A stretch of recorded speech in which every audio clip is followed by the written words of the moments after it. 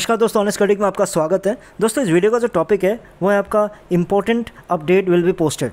एक important update post किया जाएगा। सो अपडेट क्या है आप सबको पता होगा, सारे कॉपी ट्यूबर्स आपको ये इम्पोर्टेंट अपडेट सुबह से शेयर कर रहे हैं कि ऐश ने ये एक्चुअली अपडेट शेयर किया है। किसके थ्रू? क्रिस जॉनसन के मोबाइल पे मैसेज करके भेजा है, जहाँ पे उन्होंने ये लिखा है कि every member should keep an I on the back office an important update will be posted.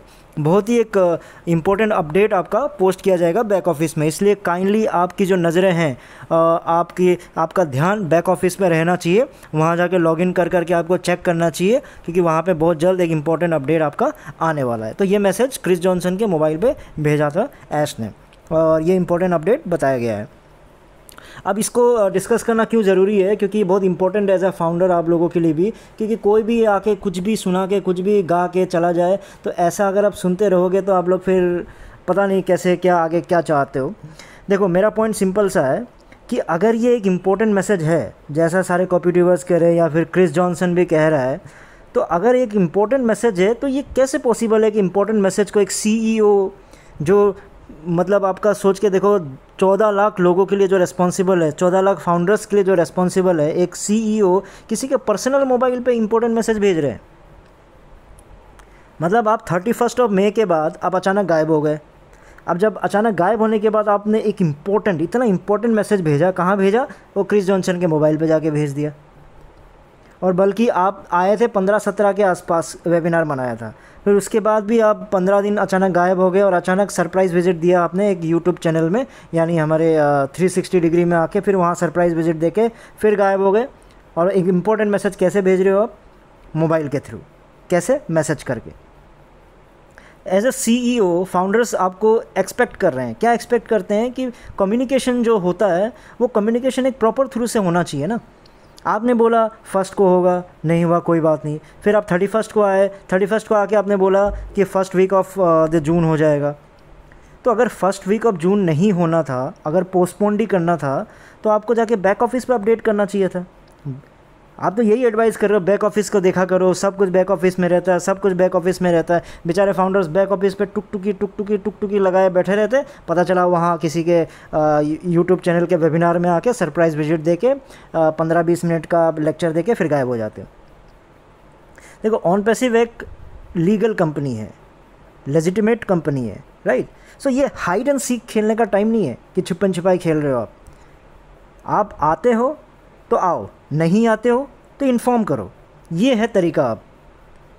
क्योंकि अगर कोई चीज़ डिले हो रही है, कुछ चेंज हो रही है, ये CEO की रिस्पॉन्सिबिलिटी बनती है ना फाउंडर्स का, आके बताए, अरे ठीक है भाई, 1 हफ्ता का मैंने फर्स्ट वीक ऑफ टाइम लिया था, आके बता दो, ठीक है आप टेंशन मत लो, मैं चीज़ें थोड़ा सा इस वजह से पोस्टपोन्ड हो गया है, तो अब नेक्स्ट वीक के लिए हम वेट कीजिए काइंडली। उससे कम से कम फाउंडर्स को कन्फ्यूजन तो नहीं रहेगा। अब अरे कम से कम वो कॉपी ट्यूबर्स के लिए तो सोच लेते, बेचारे उनके पास कोई अपडेट रहा नहीं। वो अपडेट में क्या देते हैं कि बैक ऑफिस में आप चेक करोगे तो 4-5 फाउंडर्स कम हो गए, 6-7 फाउंडर्स कम हो गए, यही उनके पास अपडेट रह गया है। तो देखिए, वो अब वो रेफरेंस देते हैं कि उन जो बैक ऑफिस में ये जो फाउंडर्स कम हो रहे हैं ना, इसका मतलब बहुत कुछ ना कुछ हुए जा रहा है। तो ये है उनके पास अपडेट।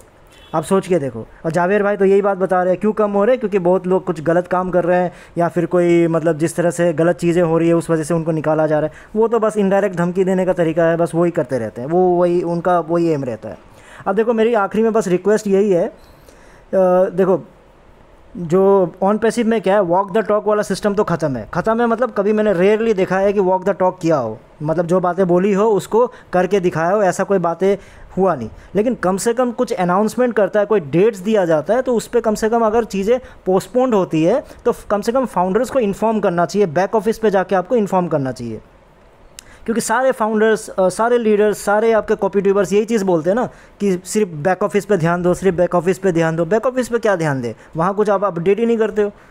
तो कम से कम उनको आप इन्फॉर्म करो कि कम से कम कुछ भी चीज़ पोस्टपोन्ड होती है तो आपकी ज़िम्मेदारी एज अ CEO आपकी ज़िम्मेदारी होती है कि पीछे जाके वहाँ पे बैक ऑफिस आपने अपना एक सेक्शन रखा हुआ है, ऐश मुफारा सेक्शन है ना, CEO का सेक्शन है, वो किस दिन काम आएगा, वहाँ पे अपडेट दो। आप क्या करते हो, मतलब किसी भी आप क्या करते हो, अचानक गायब हो जाओगे, फिर अचानक आप आके किसी भी यूट्यूबर वेबिनार में आके अपडेट दे के चले जाओगे, वो सही तरीका नहीं है। और जहाँ तक देखो, मैं सीधी बात बताता हूँ आपको, जहाँ तक मेरा एक्सपीरियंस कहता है, इतने सालों का जो एक्सपीरियंस है, वो सीधी सी बात यही है कि ऐश जानबूझ के डेट्स को डिले करता है और जानबूझ के डेट्स को डिफ़ॉल्ट करता है। ठीक है, वो जानबूझ के किया हुआ केस है। क्यों? क्योंकि उनको टाइम खरीदना होता है। टाइम मतलब वो 15 दिन के बाद का कोई एक डेट दे देगा तो 15 दिन का टाइम मिल गया, फिर 15 दिन बाद गायब हो जाएंगे, फिर 15 दिन के लिए, फिर 15 दिन बाद आएंगे, फिर बोलेंगे ये अपडेट है, इंतज़ार कीजिए। तो ऐसे कर करके उन्होंने 3-4 साल तो खींच लिए हैं, क्योंकि ये पहला केस नहीं हुआ ना, ये केस पहले से हुआ है। कम ऐश को मतलब एक ट्रांसपेरेंसी लाना ज़रूरी है। इतने साल बीत गए, आपने ट्रांसपेरेंसी नहीं लाया, कोई बात नहीं, लेकिन अभी टाइम आ गया, आप बोलते हो लेजिटिमेट कंपनी है, रियल कंपनी है, आईटी कंपनी है, तो कम से कम ट्रांसपेरेंट होना सीखो।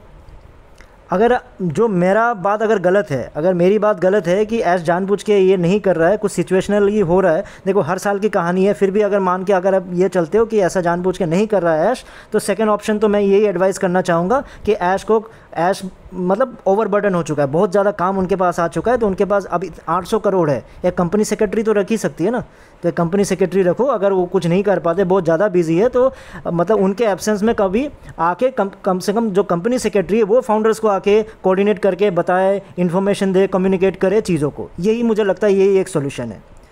तो उम्मीद करता हूँ, देखो उम्मीद करने से कोई फ़ायदा है नहीं, क्योंकि सालों से यही चला आ रहा है, मैं बोलते जाता हूँ, चीज़ें वैसी हो, मतलब क्या है, ऐश को जो करना है वही करते रहता है, लेकिन कम से कम हमें क्वेश्चन उठाना ज़रूरी है, तो वही हम इस चैनल के माध्यम से करते हैं। ठीक है दोस्तों, फिर इस वीडियो में इतना ही था, फिर नए वीडियो में नए टॉपिक के साथ आऊँगा, तब तक के लिए टेक केयर, बाय बाय।